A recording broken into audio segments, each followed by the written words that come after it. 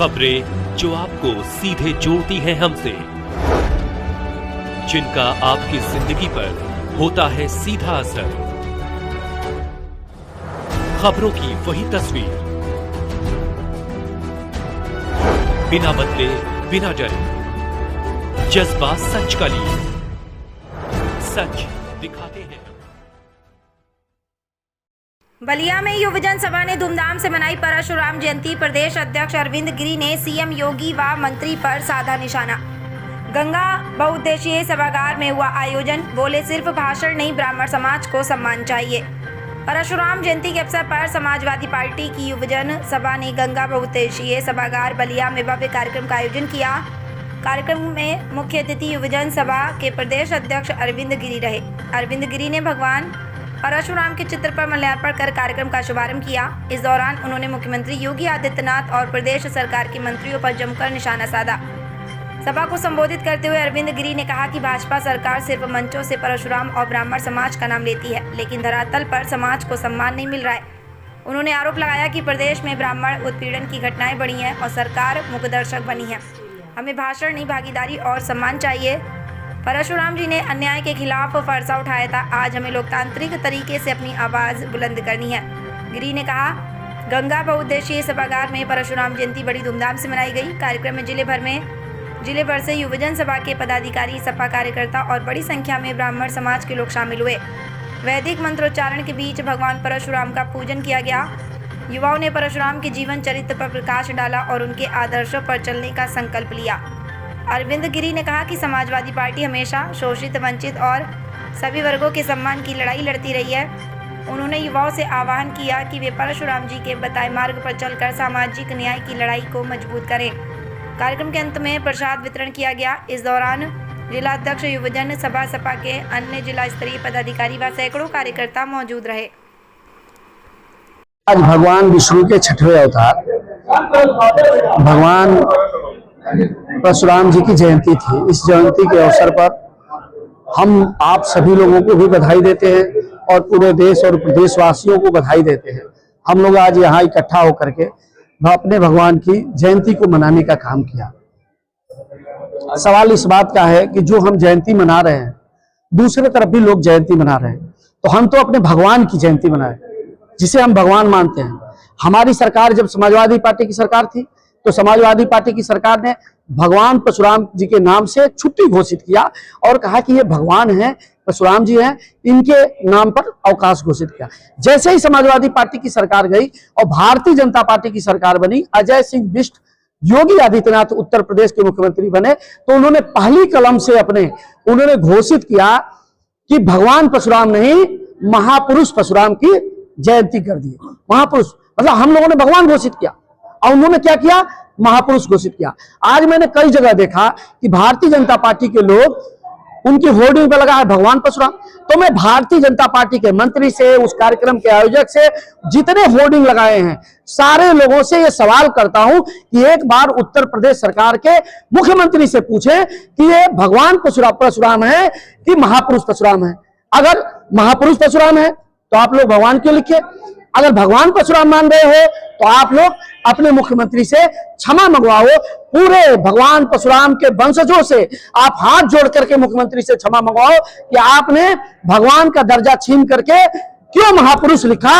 अगर महापुरुष लिखा, अवकाश को खत्म किया, तो पुनः अवकाश को बहाल करें और भगवान लिखें और भगवान बोल करके तब कहें कि हमसे गलती हो गई, हम भगवान परशुराम के वंशजों से क्षमा चाहता हूं। अगर ऐसा नहीं करते हैं तो दोगली बात है।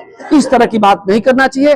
इस तरह का उनको भगवान नहीं लिखना चाहिए, उनको महापुरुष परशुराम लिख करके मनाना चाहिए। तब देखते कि भगवान परशुराम के वंशज उनसे किस तरह से बदला लेने का काम करते हैं। कि आज आप लोग कार्यक्रम में मूर्ति लगाने को लेकर भी आप लोग चर्चा करेंगे। मूर्ति भगवान का दर्जा छीन लिए और मूर्ति की बात करे हो आप। आपके उत्तर प्रदेश सरकार के मुख्यमंत्री ने जैसे ही सरकार बनी, पहली कलम से भगवान परशुराम से भगवान का दर्जा छीन लिया और भगवान का दर्जा छीनने के बाद मूर्ति की बात कर रहे हो आप। हम जिसको भगवान मान रहे हैं, हम भगवान विष्णु का छठा अवतार मान रहे हैं और उसको आपने छीन लिया, दर्जा छीन लिया, महापुरुष परशुराम घोषित कर दिया। पहले तो सवाल यह बात का है कि आप भगवान का दर्जा दिलाओ। आपके मुख्यमंत्री ने गलत किया है तो उस मुख्यमंत्री से माफी मंगवाओ और तब जाके आप मूर्ति लगवाओ, तो वह शोभा देगा।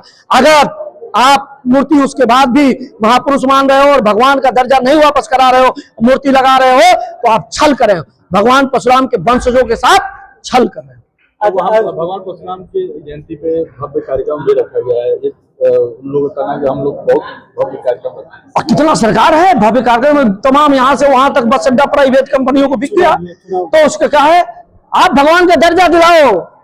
मैं मांग करता हूं, आपके मीडिया प्रेस के माध्यम से मांग करता हूं कि वो आज घोषित करें, उत्तर प्रदेश सरकार के मंत्री हैं, घोषित करें कि भगवान परशुराम हैं और आज शाम तक अपना कैबिनेट बुला करके जो उनका अवकाश खत्म था उस अवकाश को बहाल करें और उत्तर प्रदेश सरकार के मुख्यमंत्री अजय सिंह बिष्ट उर्फ योगी आदित्यनाथ उत्तर प्रदेश के सभी उनके भगवान परशुराम के वंशजों से क्षमा मांगते हुए कहे कि हम क्षमा चाहता हूं, हमको भगवान का दर्जा नहीं छीनना चाहिए, हमसे गलती हो गई, हम अज्ञानता में थे इसलिए दर्जा छीन लिए थे। अगर ऐसा करते हैं तो सच्चे हितैषी हैं भगवान परशुराम के, नहीं तो उनके साथ छल कर रहे हैं, वोट लेने की चाल कर रहे हैं। गुस्से में है और दिखाई गया जो अपना आक्रोश दिखाई दे रहा है। हाँ। तो आप इसको क्या मान रहे हैं कि ये जो हमारे भगवान से, हम जिसे भगवान मानते हैं और उसका दर्जा ही भगवान छीन ले, वो उस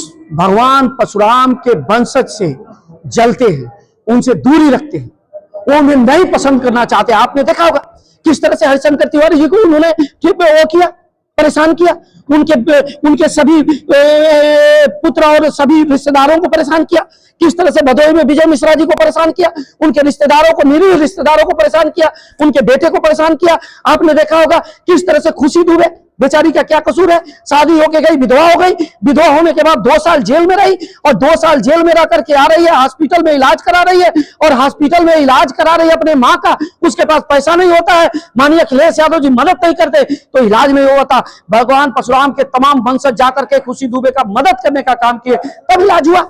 आप बताइए, इस तरह की घटनाएं हो रही है। आपने देखा होगा कानपुर में किस तरह से ब्राह्मण के लोगों को वो जला करके मार दिया गया। आपने देखा होगा पूरे प्रदेश में किस तरह से, अगर उनके स्वजाति हैं, किसी को गोली भी मार दे, कोडीन का कोई बड़ा व्यवसायी भी हो जाए, हजारों लोगों की जान ले ले कोडीन सिरप बना करके, तो उनके लिए बेदाग है। अगर कोई भगवान परशुराम का वंशज मिल जाए तो उसका इनकाउंटर कर देंगे। ये राज चल रहा है, गुस्से में नहीं आएंगे, हम गुस्से में हैं, हमारा पूरा समाज गुस्से में है और गुस्से में रहना चाहिए। अगर किसी का खून नहीं खौल रहा है तो उसका खून नहीं पानी है। हम बागी बलिया की धरती के हैं, हम बलिया के पैदा हुए हैं, हम इस चीज को बर्दाश्त करने वाले नहीं हैं। हमारे मन में गुस्सा है और उस गुस्से को हम कहीं ना कहीं जरूर फोड़ने का काम करेंगे। भगवान परशुराम बलिया में जब कोडीन सिरप का माफिया जो सबसे बड़ा नाम है, वो उन्हीं का दोस्त है, मित्र है, उनका सेवक है, उनका चेला है, उनका स्वजाति है, तो कैसे कार्रवाई होगा? कार्रवाई कैसे हो जाएगा? अभी कोई दूसरा होता तो तुरंत कार्रवाई होती, इनकाउंटर होता, कई लोगों का इनकाउंटर होता।